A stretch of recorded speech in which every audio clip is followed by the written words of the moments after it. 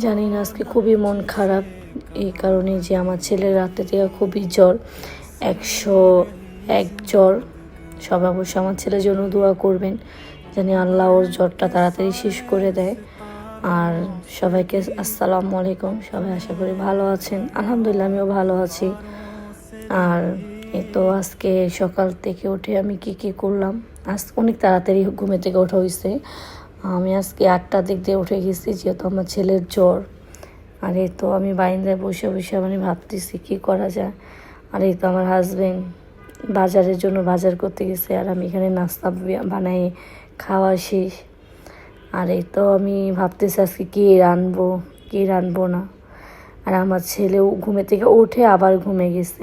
দেখেন আমার ছেলে, মানে ওর ঘুমটা দেখেন, মাশাআল্লাহ। সবাই মাশাআল্লাহ অবশ্যই ভুলে যাবেন। আর এই তো আমি রানবো দেখে ভাবতেছি আজকে কী রানবো। আর এই দেখেন আমার ছেলে এখনও ঘুমাইতে আসছে। আমার ছেলে সব